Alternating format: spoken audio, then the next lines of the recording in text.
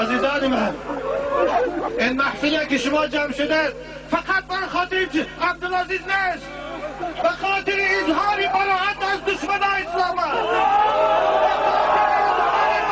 از دشمنان خدا. امروز دیدیم در سرزمین فلسطین کودتایی به صاحب سیاسی مسلمان بمب باران شدند، اما ما خاموشیم.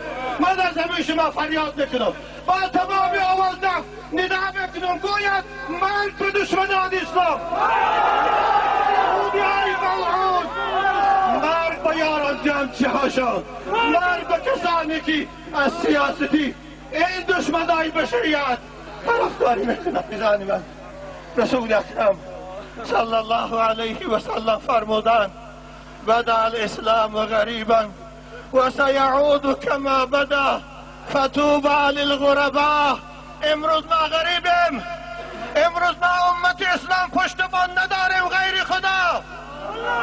و گفتی 3 شب پیشتر رسانه های اخباری جهانی یهودیت ملعون باز کریکاتوره های نوه را برای تمسخر پیغمبر شما کشیدن و اکران های تلویزیون پیشنهاد کردن. دیدید کسانی که دم از دموکراسی میزنند، کسانی که دم از برابری دین ها میزنند، کسانی که دم از صلح میزنند، امروز به قیمت ترین ناموس ما چقدر هجوم دارند، چقدر ناموس ما رو پایمال دارند.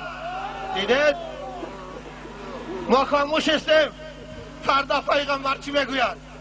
من به شورای علما خطاب میکنم، من جای ترس ندارم، من به حکومتداران خطاب میکنم.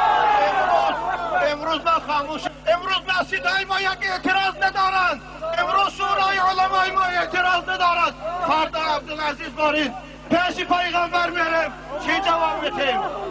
گفتی حضرتی علامه اقبال ننالم من ز کس، ننالم من ز کس، می نالم از خویش که ما لایق قدری تو نبوده.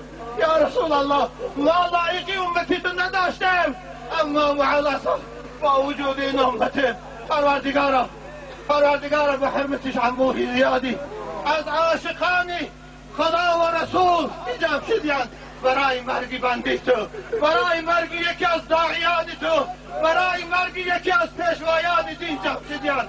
پروردگارا به حرمت اینها اسلام عزیزه در روی جهان غالب گردد، قانون اسلام در تمام عالم حاکم گردد. پروردگارا دشمنان اسلام خواه داخلی باشد